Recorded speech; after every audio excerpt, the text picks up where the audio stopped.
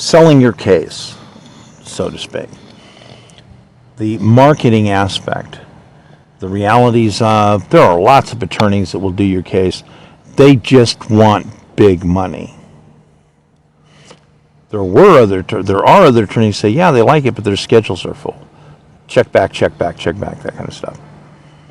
But moving forward, so you have to deal with identifying the situations of your case. This is something that every attorney does. So, here it is. You got to bring this out at that understanding level. How do you market this? How do you sell it? How do you get the money that you need to be able to do what you have to do? Because anyone evaluating is going to be looking at a lot of things, including what we're talking about right here, right now.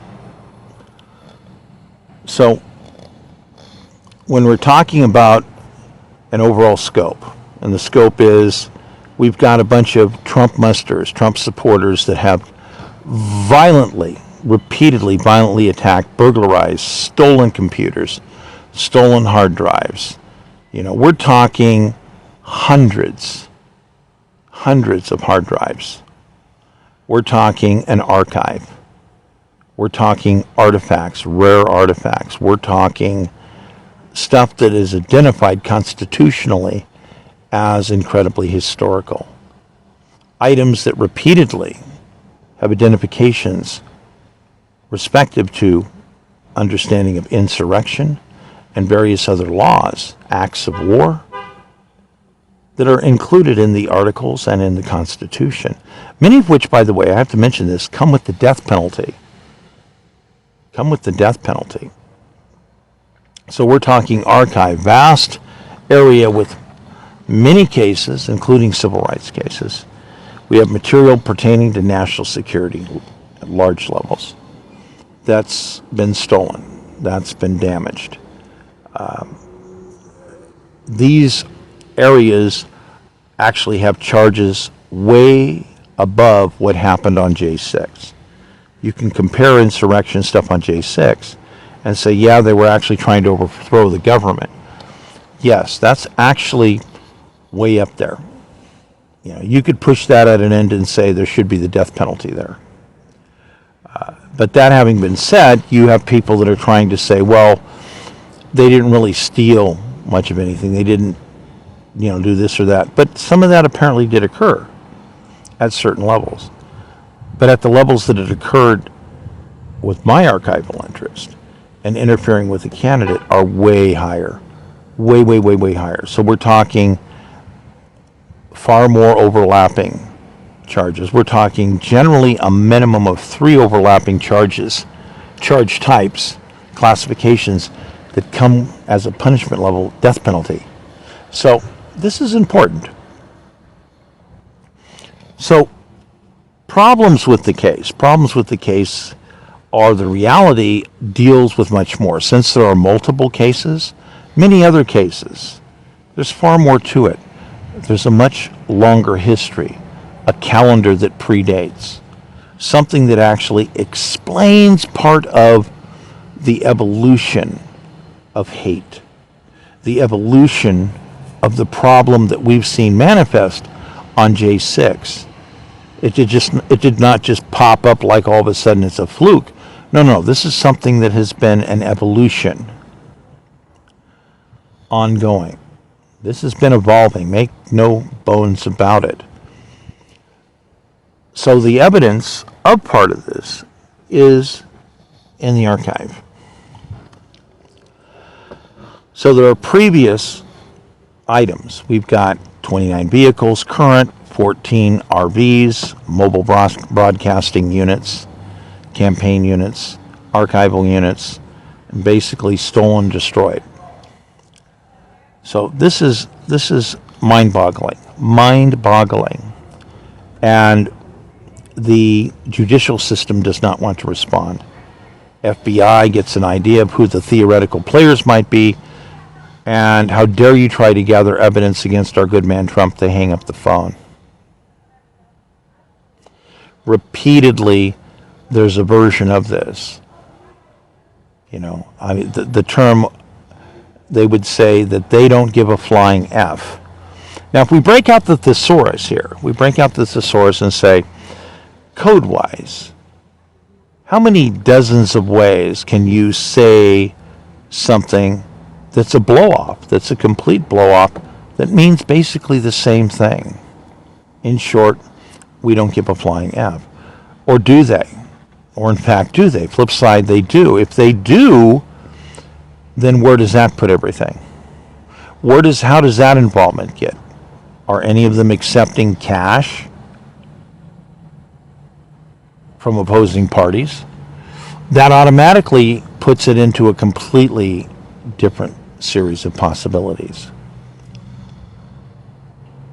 So among these things, this is also something that's happened. So if we go to prior fleet attacks, there's a prior fleet attack. We have 4 RVs lost. We have over 1,000 hard drives that were stolen. We have over, I believe, over 10,000 DVDs stolen. These are data. These are data discs. This is not like, oh, it was a wonderful movie library. That would be separate. We're talking about the data disk. We're talking about key research material, lots of notes, lots of law pulls, lots of key items in legal research. This is enormous. We're talking about expensive reference books. We're talking books that cost $5, $6, $12, $2,000, $3,000. Very expensive reference books.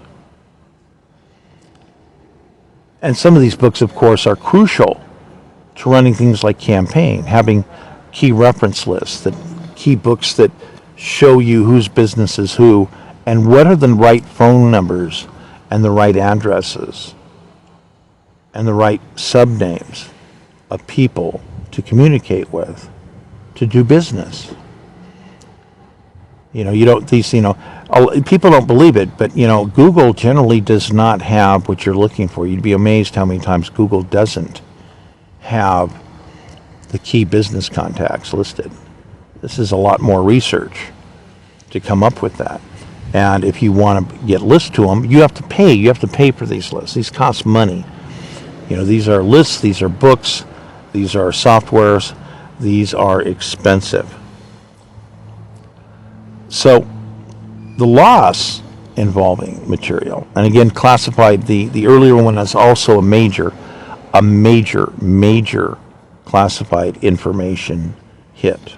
We're talking a lot of data from custom lab research, a lot of it. The value to this is worth enormous amounts of money at an international level. We're talking, if you says, well, who would buy such a thing? And if someone said, would the Russians pay cash for it? The answer definitely is yes. So that having been said, would industrial companies pay money to get a hold of this data? Again, the answer is yes. So this does go into that copyright and patent area yet again.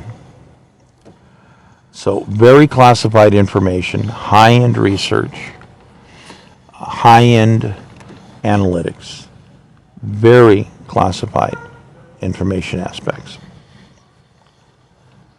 So into this you have, what are the problems? These are almost all items of clear violence, which means they're criminal matters. This is the eyebrow lifter to attorneys immediately as they look at the information, and their heads are puzzled because they're looking at criminal cases. They're looking at this and they're going, this is criminal. There's a case where the previous fleet was taken from private property. It was an illegal seizure. And you read through the case in a complete series of fabrication of lies. They tried to claim that, well, the property wasn't permitted for it. It was. They're saying the property never had water on it. It did. The water company interviewed says, we're not going to lie for these people. That piece of property was one of the first pieces of property developed. It was utilized. It had power poles installed. It was utilized as one of the original sales properties for the entire area more than 40 years ago. And that was at that time, so that would be, like 50 years ago. So they're like, we're not going to lie for these people. We have plenty of information of what the install order was, and there's an ancient install. Very first line of water coming in went there. These were actually, this piece of property was the primary office that developed the entire region. So the more you look at this evidence, you're going, everything these people are saying is a fabrication, is a lie. And you have people say, oh, well, we don't think there was anything about you. Just old RVs and junk. Well, the video and the photographs and the various witness statements don't come anywhere close to that. The visitations from attorneys that came out to the property to deal with some other situations. Other people who participated in archival research, a lot of other things. Civil rights lawsuits, data stored in the archive. So the evaluation exceeded easily more than $10 million. You got a walkthrough video, boom, there's $10 million in assets. Just one of these RVs has more than $10 million in assets in it. So it's like one RV is worth more than all the surrounding developed properties. It's worth more than the next 4 houses around it combined. Everything's there completely legal. Yet they lie. And be they research and you finally peg them down, and it's like, oh, well, actually, yeah, there was a fire, and we don't know what the original zoning was.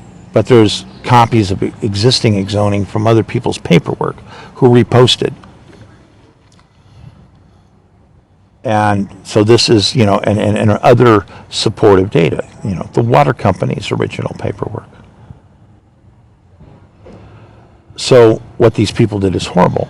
So an illegal seizure occurs. Harassment case, lies, a seizure. Completely illegal seizure. Law says you have to inventory everything. No inventory. These parties refuse to do inventory. No inventory. So these people go, not only illegally seize it, they haul the stuff 150 miles away. Outside the district. Outside the county. Another violation. So you have attorneys that look at this and say, I don't understand, this is ridiculous. There's no inventory on this. They pulled it outside of the district. But both of those are criminal violations. So this is opposing force, opposing parties that attacked. Because apparently all these people are listed with one party. When you try to get assistance, the part of the problem is this is the police involving themselves as organized crime, as parties directly attacking participants in the process of election, directly attacking candidates, directly attacking archives. So you go to the higher authority, you have to end up jumping up. You jump up all the way to the state. The state is supposed to be the stopgap. Number one, the Secretary of State is supposed to be in charge ultimately of protecting the process of elections. If you need action, you request for an action this day. So paperwork delivered to the same line, the same communication line from the governor's office requesting action this day is addressed and gets action. A candidate puts in paperwork and the Secretary of State refuses to take action, refuses to respond. Attorneys look at this and they go, that's not right at all. That's a violation of oath. You can't do that. You just can't do that. So now you have a series of looking at government personnel, even at the highest level, one after another, after another, after another, in dereliction of duty. Acts of war have been committed against a candidate. Acts of war, as defined by the Constitution and Articles. National security has been violated. You look more, you research more. The federal government has given massive disclosure involving the discovery that Russian activity has happened in the region, that they were underfunded, that their policy was to end certain other investigations, yet they uncovered yet again even more information than they could pursue, and that they had partial information on parties, and that additional investigation needed to continue, and that the parties were also intruding upon local elections, state elections, which means there's also a federal authority question. So the end note on this closes with, these parties are still at large. They are still active. They are still involved, and they are still a threat ongoing to the process of elections, regardless whether it is a federal or state level. Federal, state, or local level. So some attorneys are afraid when they read all this. They don't know how to deal with it.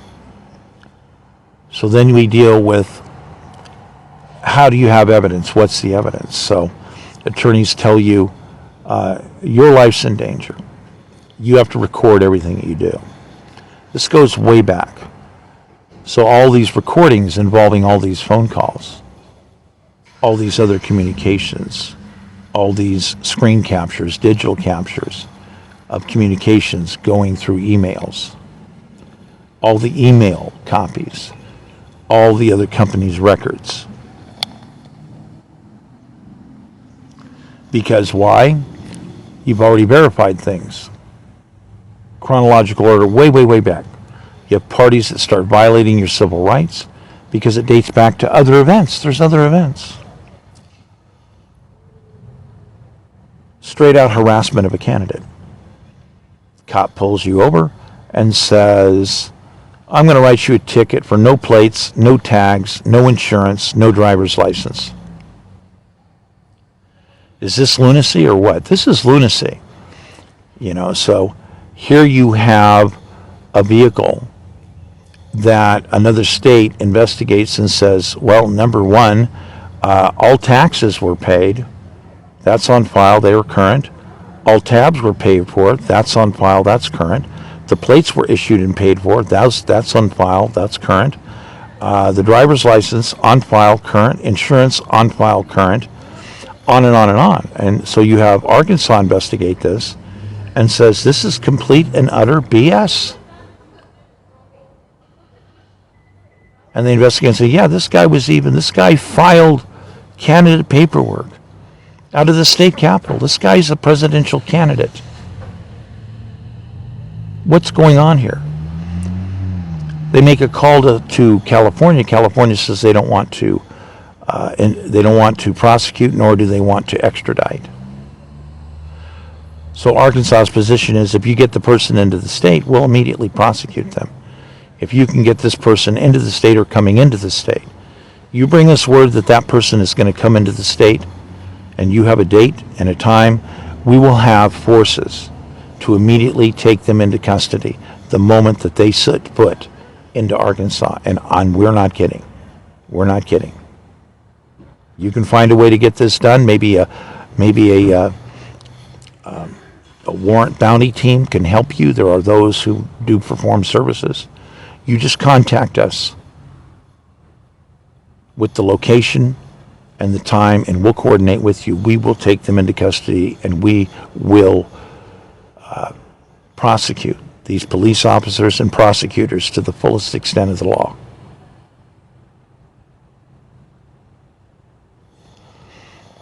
So this is the case as you're looking at the various elements in the evidence. You have the IRS. The IRS investigates repeatedly over years and says, we personally asked, they seized a vehicle from you. As far as we can tell, it's an illegal seizure. You indicated that you have written records, some of which would be necessary for your taxes. We demanded to inspect the vehicle personally and check it for records. These parties refused us access. They refused to cooperate with our investigation. The conclusion of our investigation in a nutshell is these parties violated your civil rights. They violated an array of laws. And we will not lie for these people. And as for your tax situation, don't worry about it. We understand that there are, and this is later added on, that we now have verification of multiple instances of illegal search, seizure of documents, whatever they may be, because these parties clearly, in our investigation, did acknowledge that there were materials in the vehicle and refused to allow us to simply inspect, to do a raw inspection. So we are utterly convinced that you are telling the truth and they are not telling the truth, and they have something to hide. This is the IRS. So now you have other players that were involved that tried to verify things. I believe we had actually several attorneys, I'm not sure where the references are on them, also verifying things. So we have the justice system casting dispersions about their conduct and practices right upon itself. Their own actions doing this. Something that was be considered almost unheard of. But that simply is the truth. That is the case. So as the case expands, there's a longer chronological order that indicates other blacklisting, other illegal activity, other agencies, other research that indicates that there were other lawsuits, parties that caught them red-handed, various entities including the state, and they settled out of court and wanted to hide the information, not have it go public. Which of course brings about the question, how is that in the public's interest if information involving the discovery of blacklisting operations is not made public? How is this in the best interest of the citizens, especially when you have other victims? So this is definitive information. Now we have in the case the ultimate backup, fMRI lie detectors. fMRI lie detectors work great for willing witnesses. You're a willing witness. You are willing to tell your story truthfully. And there is no conflict in the brain. There is none of this somebody's brain is trying to lock up and not recall things in a fluid flow manner. So you could give somebody as many pharmaceuticals as truth serum. We've gone a long way, by the way, since World War II, since sodium pentothal, truth serum. Mind-boggling.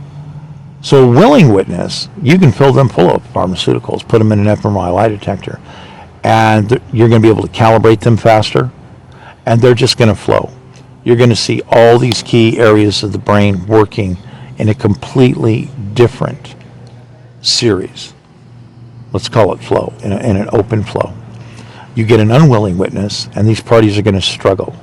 You're going to see all these anomalies in the mind, all these things. Because when you start to get people freewheeling on information, you start talking about it, people naturally reference things in their mind, even images, recalling things, because as they're listening to a story or a narrative, they're going to recall a recollection.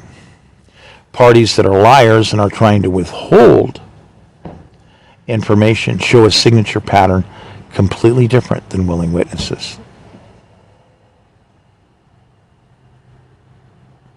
So it's pretty easy to see that parties are lying. Parties are trying to cover things up right away. So you can administer even more and more pharmaceuticals. There are instances involving that. Serial killers, other people out of Florida, different state areas where you fill them up full of pharmaceuticals and eventually they can't resist. And then you get the flow coming out. You get the association. You get the recall of images. And you start getting the fragments, recovering the fragments more and more and more as calibration continues. And you get those association points to other pieces of evidence.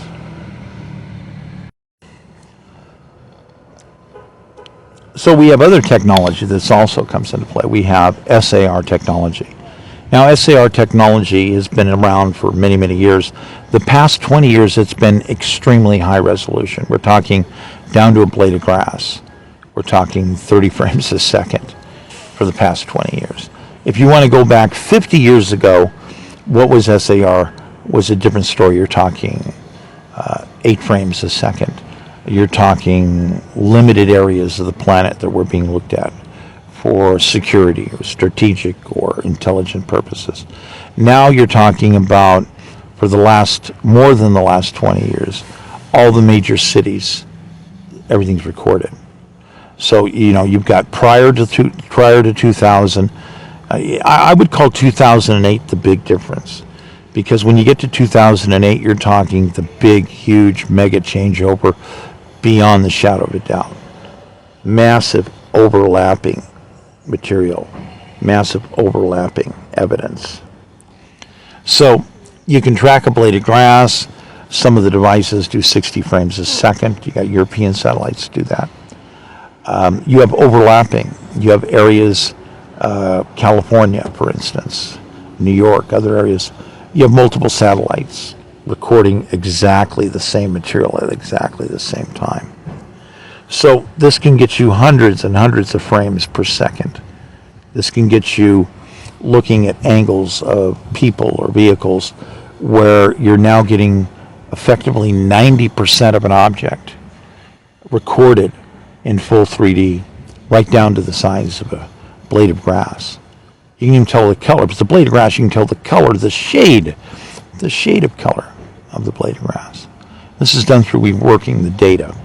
The raw data captures the way everything works, except for a few key areas on the units which generally have dual coupling for localized intelligence. But that's a different resource. But the recording of all data is all reworkable. You can recalibrate, you can rework it, you can deal with it.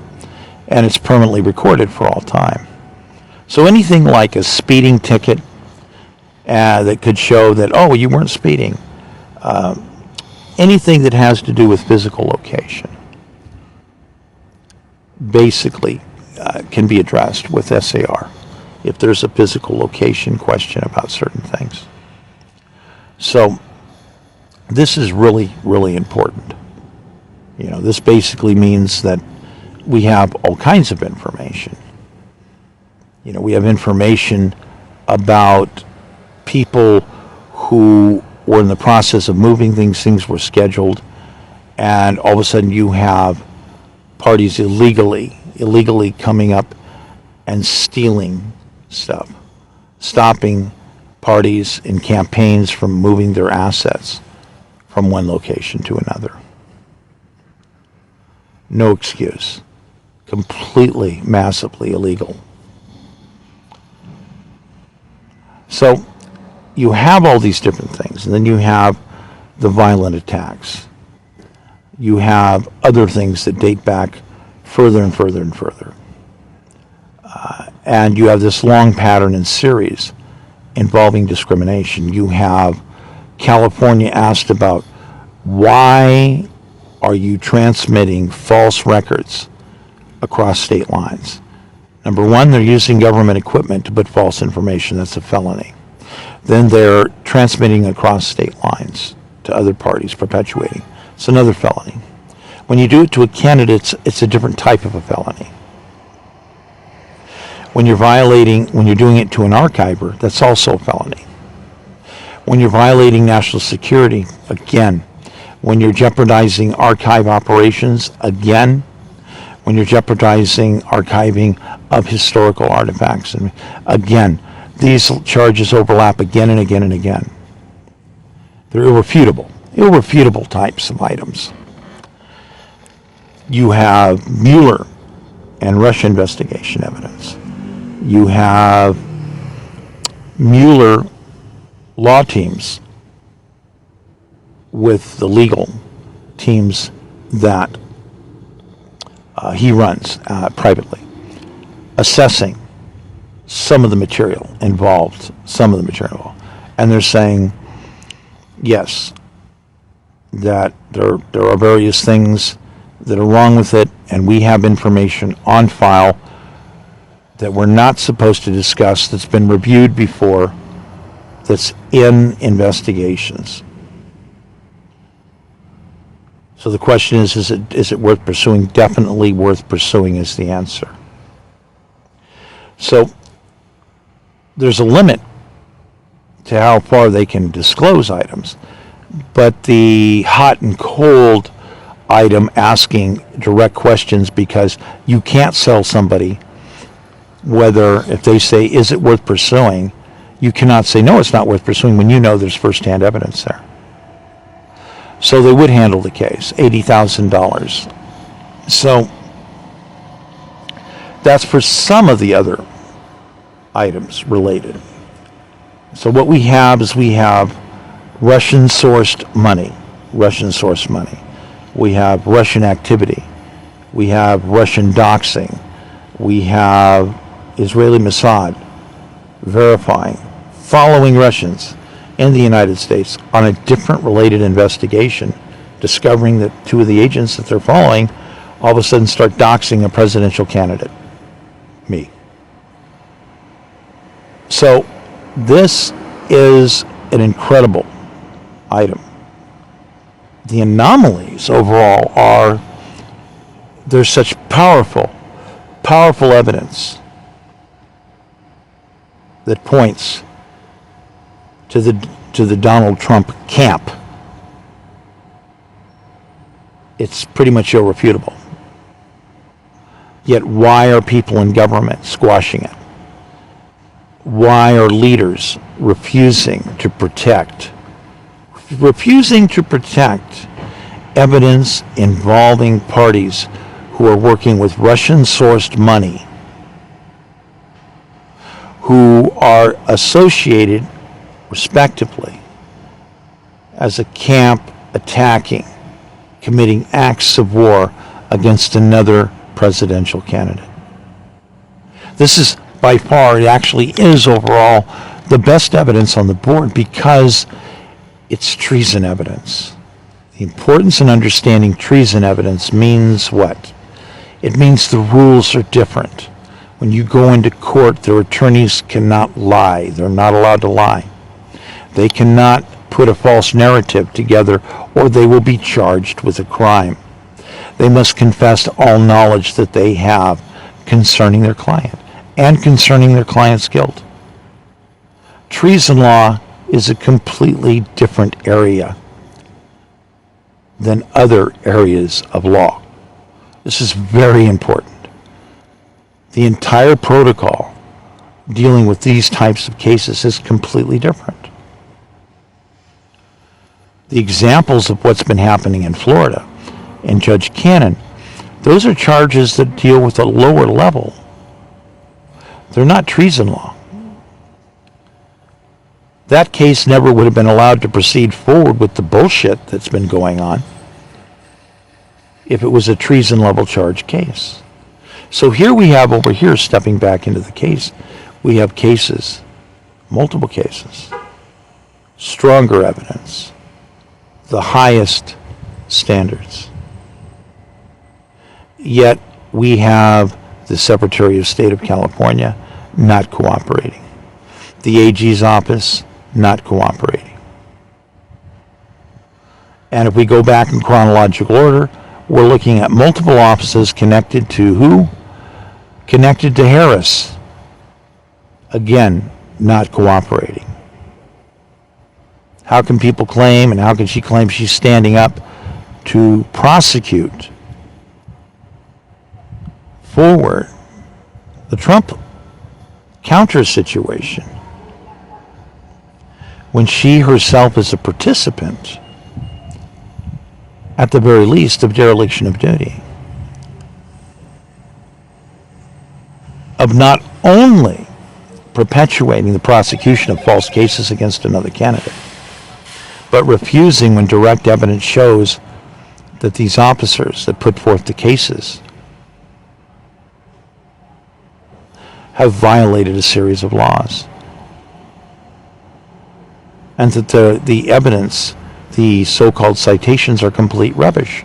They're complete fabrications.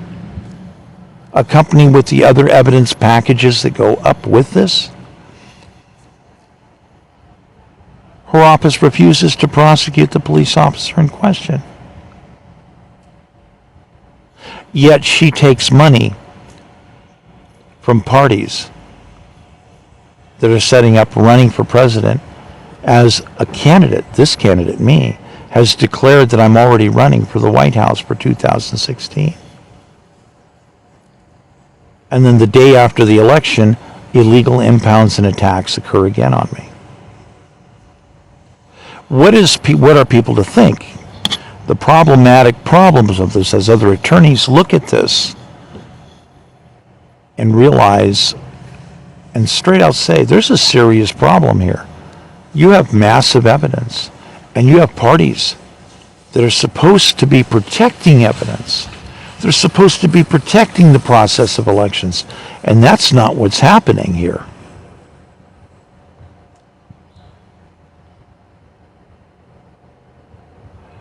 This is mind-boggling, because you have to wonder who these players are.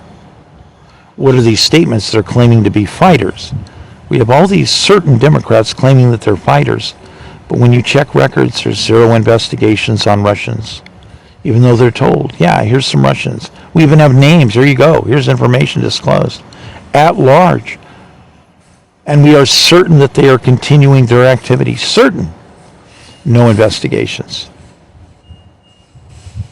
Who are these leaders? Why are they saying something different on the podium publicly? These people are grandstanding. They're liars and they're grandstanding. When the voters need protection, when I, a candidate, want to get information disclosed to the public, and I'm being blocked, and I'm getting zero cooperation from leadership to step out and get involved with the truth. Why are you protecting a few police officers, a few agents that have been busted red-handed? Now, as time moves forward, it just gets worse and worse and worse. 87 convictions, agents and police officers out of California, primarily all south of San Francisco. Bottom half of the state. Mind-boggling. With additional references that indicate for every party that they convicted that there's an additional 100 participants. That means 8,700 police officers and agents that have participated knowingly and involved themselves in activity that would come with an array of charges. We're talking about a situation of repeated attempted assassination on a candidate, me. Several attempts, 2 attempts by gunfire.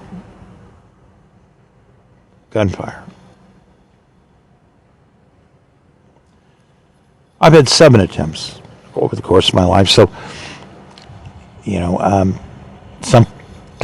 to get shot at once to at least become part of the club. I publicly showed 2 descriptions of what some of these situations were like. Having high-powered rifles so powerful that they're literally shooting the car out from underneath you. It's extreme amounts of power and around. Having windows explode on you, glass embedded all over your skin, your face, your hands. hand, arm.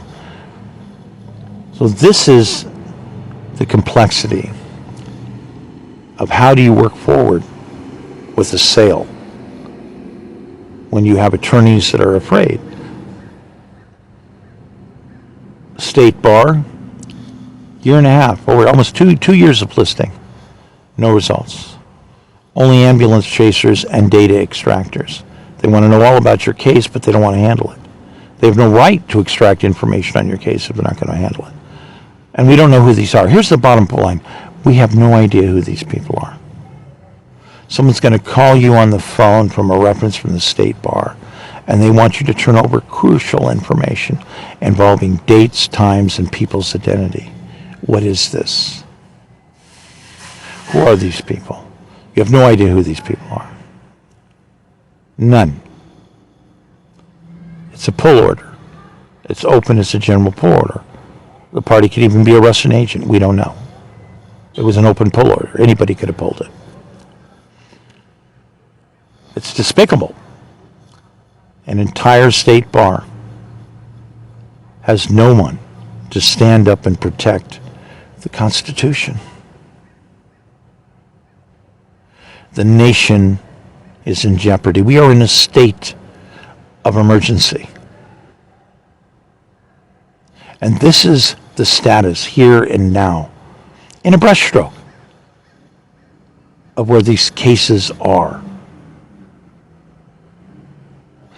Michael Crosby for POTUS 2024.